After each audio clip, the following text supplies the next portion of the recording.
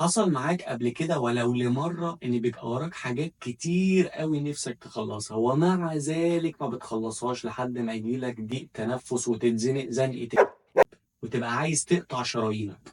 عايز تعرف ليه بيحصل معاك كل ده؟ أنا هقول ما انا هقول لك ازاي. مش سألتني السؤال؟ لا بس اجاوب بقى سيادتك. طبعا اجاوب سيادتك.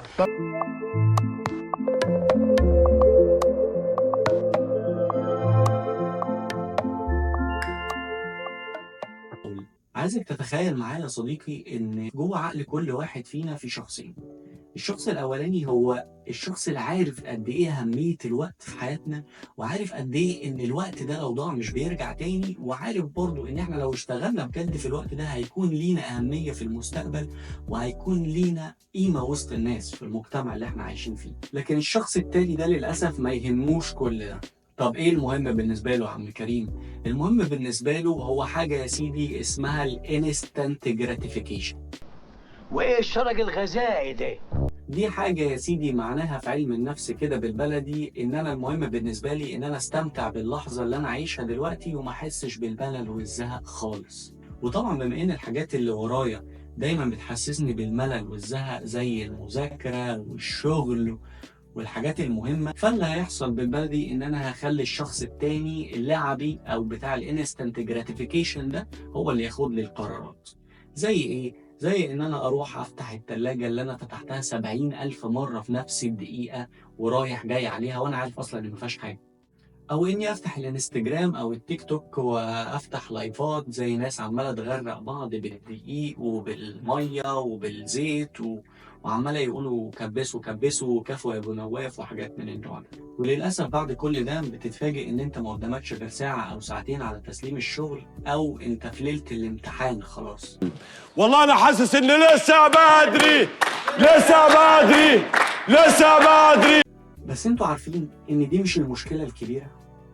هي طبعا دي مشكلة، لكن المشكلة الأكبر إن الحاجات اللي إحنا اتكلمنا عليها زي المذاكرة أو الشغل هي فعلا حاجات ليها ديدلاين أو ميعاد نهائي للتسليم. لكن للأسف في حاجات تانية أكبر بكتير ودي اللي بتعمل فعلا المشكلة الحقيقية. لأن فعلا لو فكرت فيها أنت هتلاقي إن الحاجات اللي إحنا بنتكلم عليها دي هي فعلا ليها ميعاد نهائي للتسليم زي الامتحانات أو الشغل. ففي شخص أو شيء ما بيجبرني ان انا لازم اسلم الشغل ده او ان انا يعني اذاكر الحاجات اللي ورايا دي في وقت معين، فانا غصب عني كده كده هعملها.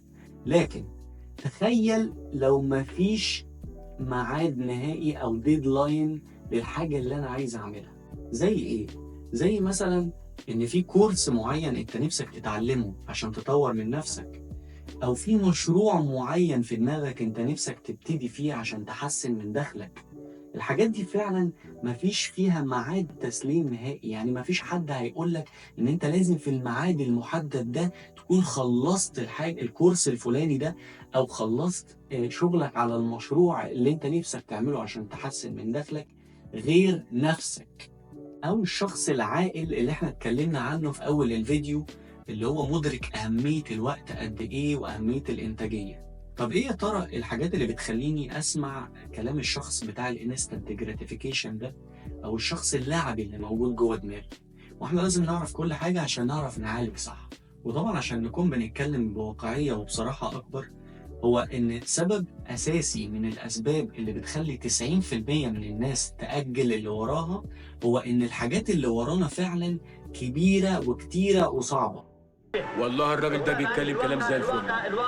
طيب انت دلوقتي قلت لي كل الاسباب ورسمت لي الرسمه في دماغي وفهمت لي كل حاجه. طب يا عم كريم ايه الحل دلوقتي؟ حل مشكله التاجيل يا صديقي هو حل بسيط جدا، هو انك تقسم الحاجات الكبيره اللي وراك المجعلصه دي لحاجات صغيره جدا وانك تفضل تنجز فيها واحده واحده وعلى مهلك. وكمان ما تنساش انك كل ما تنجز مهمة من المهام الصغيرة اللي وراك انك تراضي نفسك او تدلع نفسك عشان ما يبقاش كله ضرب ضرب مفيش شتيمة.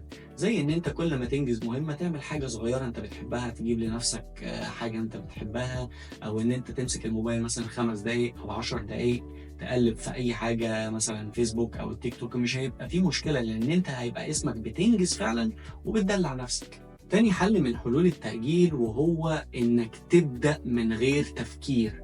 خليني أشرح لكم الموضوع ده بالتفصيل. في كتاب اسمه The 5 Second Rule أو قاعدة ال5 ثواني. الكتاب ده كتبته واحدة هي بتقول إن فكرة الكتاب جات لها وهي كانت عاطلة عن الشغل وموجودة في البيت لفترة طويلة، وكانت بتقول إن أنا كنت بعد ما سبت الشغل أنا فضلت فترة طويلة جدا ما أقدرش أصحى بدري خالص. يعني السبب الوحيد اللي كان بيخليها تصحى من النوم الصبح بدري هو كان الشغل. دي حاجة زي ما اتكلمنا عنها في أول الفيديو لو تفتكروا، ان بيبقى في ديدلاين او في حاجه بتجبرنا ان احنا نقوم من النوم او نتحرك عشان نعمل اي حاجه مفيده في حياتنا. فطبعا بعد ما قعدت من الشغل ما بقاش في الديدلاين او الحاجه اللي بتجبرها ان هي تقوم من النوم عشان تعمل الحاجات دي. وفي يوم من الايام وهي قاعده في البيت بتتفرج على التلفزيون شافت في الاخبار فقره لاطلاق صاروخ زي ما بيعملوا مثلا شركة إيلون ماسك لإطلاق الصواريخ أو غيرها. فلقيت إن هم عمالين يعدوا عد تنازلي من 5 ل1 وبعدين الصاروخ انطلق من قاعدة الصواريخ بتاعته. فهي فكرت تطبق الموضوع ده على حياتها الشخصية. قالت خلاص أنا أول لما يجيني فكرة مهمة أو حاجة مهمة ورايا لازم أعملها هي إن أنا همنع عقلي من التفكير. هعد زي ما حصل في حلقة الأخبار دي، هعد من 5 ل1 وبعدها هقوم انطلق من مكاني على طول بدون تفكير. فقررت تعمل الموضوع ده، وفعلا تاني يوم من تفكيرها في الموضوع ده أول ما بدأت تسمع صوت المنبه الصبح عدت في دماغها من 5 ل1 بدون تفكير، وفعلا شالت الغطا من عليها وقامت وانطلقت. وفعلا هي كانت بتحكي في الكتاب بتاع The 5 Second Rules ده ان هي ده كان اول يوم ليها من فترة طويلة جدا ان هي تصحى بدري من النوم. لو عايزين نصيحة شخصية مني ليكم، ان انا لقيت المدة بتاعت ال5 ثواني دي هي مدة طويلة نسبيا، فلقيت عقلي ممكن يكون لحق ان هو يديني افكار تانية خلال ال5 ثواني دي تشتتني عن الفكرة اللي جت في دماغي الأساسية اللي من خلالها أنا كنت خلاص هقوم واتحرك وأعمل حاجة مفيدة. فعشان كده بقول لكم حاولوا تقصروا المدة دي ل3 ثواني.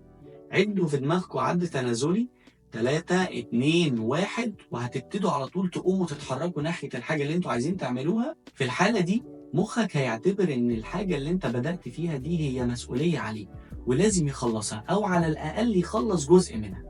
ثالث حل من حلول التأجيل وهو إنك مش لازم تجهز للحاجة اللي أنت عايز تبدأ فيها 200 سنة ضوئية، أو لازم تبدأ من أحسن طريق ليك. ابتدي حتى لو مش معاك كل المعدات أو حتى لو مش معاك كل الإمكانيات دلوقتي. ابتدي صغير وهتكبر مع الوقت. مش لازم تبقى كل حاجة معاك جاهزة وكاملة، كده كده الكمال لله وحده. كيف أنت يعني عاوز تبوظ شرع ربنا شرع ربنا يا ويلي؟ لان بكل بساطه يا صديقي كل الحاجات اللي احنا قلناها قبل كده دي مش هتعمل اي حاجه غير ان هي تعطلك وتخليك واقف مكانك وانسان فاشل. وافتكر دايما القاعده اللي بتقول قليل مستمر خير من كثير متقطع. يعني ان انا اعمل حاجه صغيره خالص كل يوم باستمرار ده هيوصلني النتيجه في الاخر، عن ان انا اعمل حاجه كبيره قوي النهارده وافضل عليها فتره طويله جدا من غير ما اعمل اي حاجه تانية. ما تنساش اللايك والشير وتتابعني عشان يوصلك كل جديد. سلام.